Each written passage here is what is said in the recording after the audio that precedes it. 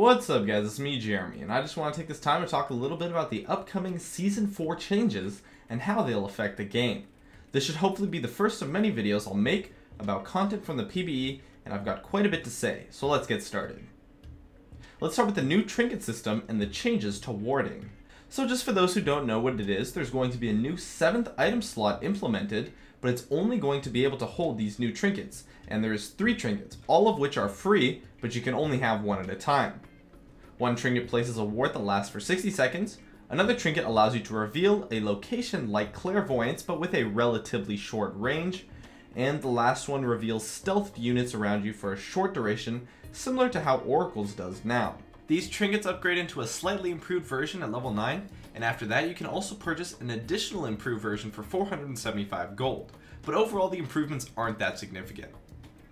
Oracle's has been removed from the game in favor of that trinket and the new warding system. Now, each player can only place 3 wards on the map, and the green wards are still the same thing, but pink wards have changed drastically. Pink wards now cost only 100 gold, and while they still do reveal wards, they are now completely visible, and anyone can kill a pink ward without a method of true sight. In addition to that, a lot of the bush sizes have been significantly reduced. Every single bush in the game can now be completely revealed with just a single ward, unlike how some of the bushes, specifically the banana bush, cannot be in the game right now. Now, for what these changes mean, it's fairly interesting. Due to the trinket system, it's now possible for every single lane to start with a ward for free, or at the very least some method to check bushes. This causes junglers to have a significantly weaker early game, since there's going to be quite a bit more wards and overall map awareness on the map early, and ganks will be a lot more difficult. In addition, other roles will have to buy more wards due to the 3 wards on the map per person limit. However, from my experience, the support is still the only one buying wards because people just aren't used to it, and the team ends up playing with 3 wards on the map the entire game, which actually kind of sucks. But due to the removal of oracles and the fact that there isn't really a reliable method of clearing wards, it's not that bad.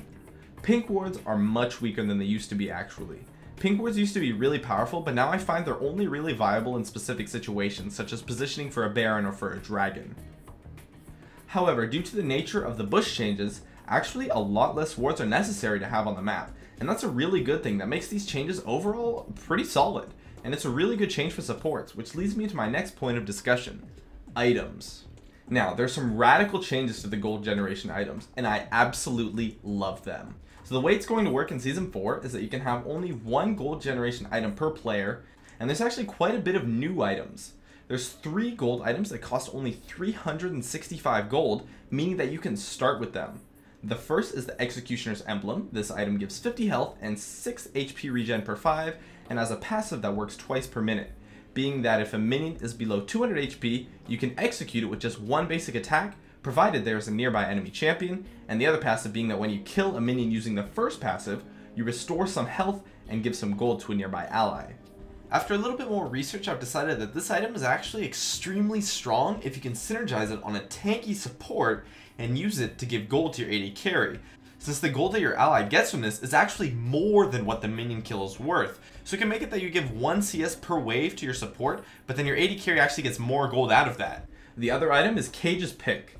This item gives some AP, mana regen, and gold per 10, as well as a pickpocket passive with a cooldown of 10 seconds that gives 4 gold every time you hit an enemy champion. However, this passive is disabled if you have killed a minion in the last 10 seconds, so that actually makes this item only viable on supports. But this, in correlation with the next item, they're actually extremely overpowered. And this item gives you 6 gold per 10 if you use the passive every time it comes up, and the upgraded version gives you 12 gold per 10 if you're using the passive as well. And the next item is the Philosopher's Pebble. This gives health and mana regen, but now instead of gold per 10, it gives you 2 gold every time a nearby minion dies that you didn't get the last hit on. This actually includes when your allies miss the CS too. Although Kage's can give you more gold, 6 gold per 10 to be exact, if you're using the passive the exact second it comes up, the Philosopher's Pebble is much more reliable, and Kage's is also fairly useless on melee champions too.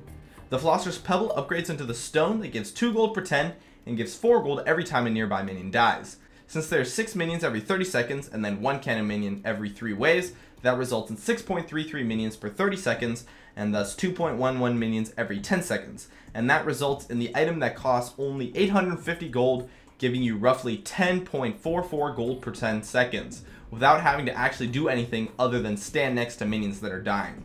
Not to mention that it upgrades into Shirelias, one of the best support items, that actually keeps the gold generation passive now, and that is the biggest thing on this item. Cage's Pick also upgrades into Cage's Lucky Pick that gives 8 gold instead of 4 on the Pickpocket passive, and 4 passive gold per 10. Now, one of the items that Cage's Lucky Pick upgrades into does not keep the gold passives, and rightfully so, as it's Twin Shadows, but that now has a total cost of only 1785 gold. The other alternative, the Shard of True Ice, does let you keep the gold generation passives though, but that item does kinda suck. And because of that, overall I found that the Philosopher's Pebble pretty much almost always outclassed Cage's Pick. And lastly, the Executioner's Emblem also does have an upgrade path, and what it does is not only significantly increase the stats on the item, but increase the gold that your allied champion is getting when you get those execute on the minion kills.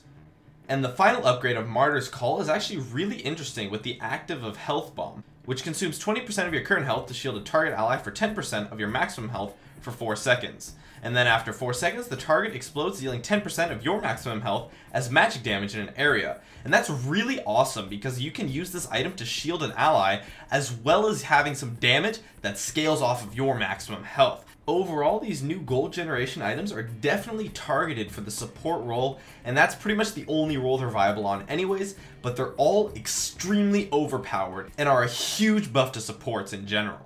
Anyways, what these gold items mean is seriously a crap ton of more gold for supports. Add in the fact that they increase the global gold for every champion, where you gain much more gold passively without doing anything, and the reduction of wards, causing supports to only have to buy Sightstone, and then just pretty much never having to buy any wards for the rest of the entire game, and that has made supports a role that gets quite a bit of gold now. Supports in Season 4 get as much, if not more gold than junglers get in Season 3, which is huge because this actually allows supports to build items. In addition, a lot of supports utility, such as the AD on Janna's shield and things like that, now scale with items as well. So supports are definitely going to be able to pick up a few items in Season 3, and that's definitely intended. And they'll definitely be a much bigger threat now in the game. Gone are the days of 0 to 1 item supports. It's now very easy to pick up 2 to 4 items depending on how fed you are by the 40-minute mark, in addition to your Sightstone and gold generation item. It's just awesome, and should make for quite a few new champions to be viable on the support role. And due to this passive gold gain, junglers will also get more gold now due to the addition of a 4th jungle camp as well, but that hasn't been released on the PBE yet, so I have no footage of it. And this overall is a huge buff to the junglers' late game, which, if you coincide with their early game nerf due to the increased amount of wards from the trinket system, is a pretty solid change for junglers. They'll be able to have a much larger impact in teamfights now, just like supports, while also having a slightly lowered impact in the early game laning phase, which I think is a pretty healthy change for the game. And lastly, the laners that get CS are pretty much unaffected by these changes, since although the global gold has increased, the amount of gold per creep kill has been reduced a little bit, resulting in the laners that get CS having pretty much the same gold overall. And this results in a huge buff to junglers and supports, which is really awesome if you're like me and play one of those roles. The other 3 roles are, of course, just as impactful, so it's awesome for everyone, and so far I'm really liking these changes. But they do feel very different, so get ready to learn a ton of new things come Season 4, and I'll do my best to help you guys with that. My name is Jeremy, and that is it for my video on the Season 4 changes so far. Please follow my stream at twitch.tv/Jeremy_GamingCurios for updates on whenever I'm streaming, and I'd love if you could support me with a like, or join me on my North American chat room Gaming Curios, which I'm always in when I go online. Please subscribe for more awesome content in the future if you enjoyed this video, and I'd love it if you could follow me on Facebook or Twitter, of which I will have links in the description. As always, thanks for watching, and I'll see you guys next time.